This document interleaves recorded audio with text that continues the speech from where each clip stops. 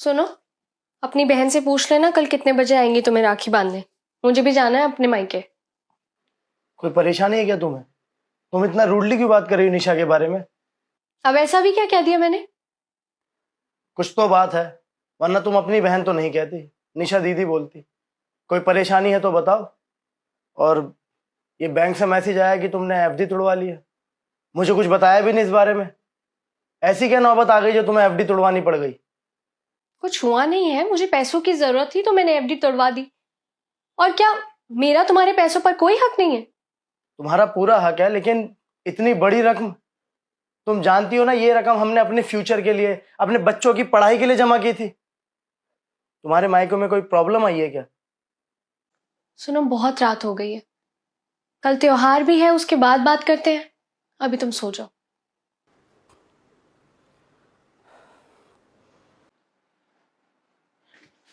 नमस्ते भैया, कैसे हो? आ गई तू? अरे भाभी, सो सॉरी, मुझे आने में लेट हो गया। आपका तो हर बार का यही है दीदी, मुझे भी घर जाना है अपने राखी बांधने। भाभी, मैं तो घर से टाइम से ही निकली थी, लेकिन त्योहार के चक्कर में ऑटो ही नहीं मिला। अरे निशा, तुम्हारे पास तो अपनी गाड़ी है, तो ऑटो से क्यों आई? भैया, वो गाड़ी सर्विसिंग के लिए गई हुई है। अरे तो जीजा जी को बोल देते, वो छोड़ जाते घर। हाँ दीदी, जीजा जी ने आपको क्यों नहीं छोड़ा? या फिर उनकी गाड़ी भी सर्विस के लिए गई हुई है? अरे भाभी, वो अब ये सब बातें छोड़ो ना, अब राखी तो बनवा लो।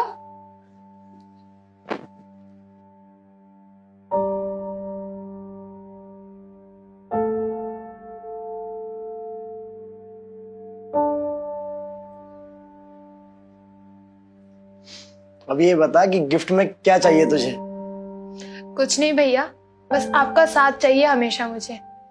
वो तो नहीं मिलेगा दीदी। ये कैसी बचकानी बातें कर रही हो तुम? अरे बोलने से पहले कुछ तो सोच लो कि क्या कह रही हो। मैं कुछ गलत नहीं कह रही हूँ। अगर ये हमें अपना नहीं समझती तो हम इनका साथ क्यों देंगे? भाभी, आप ऐसा क्यों कह रही हैं? कोई गलती हो गई है क्या मुझसे? आप नाराज हैं मुझसे? दीदी, नाराजगी तो अपनों से की जाती है ना, और आप कहाँ हमें अपना समझती है? सच में भाभी, ऐसा कुछ नहीं है।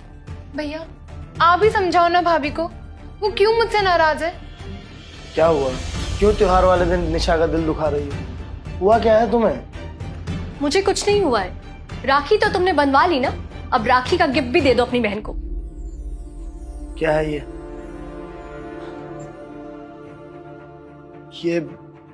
निशा के घर के पेपर तुम्हारे पास कैसे? इस बात का जवाब दीदी ही देंगी, जिन्होंने हमें बिल्कुल पराया कर दिया। निशा, क्या है ये सब? सच में भैया, मुझे खुद समझ नहीं आ रहा कुछ। आकाश, ये दीदी के घर के पेपर्स हैं जो इन्होंने गिरवी रख दिया था। गिरवी? हाँ आकाश, गिरवी।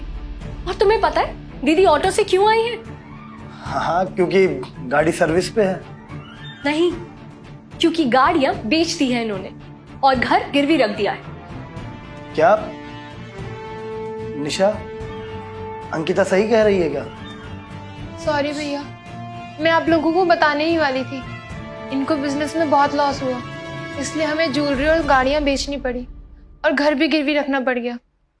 I'm सॉरी भाई, सॉरी भाभी। दीदी, अगर आप हमें अपना समझती ना तो आप हमें जरूर बताती, लेकिन आपने तो हमें पराया कर दिया। दीदी, आपकी लाइफ में इतना कुछ हो गया और आपने हमें बताना जरूरी नहीं समझा। वो तो आप लोगों ने जहां घर गिरवी रखा उसी बैंक में मेरी फ्रेंड काम करती है और उसने मुझे बताया, वरना मुझे तो कभी पता ही नहीं लगता।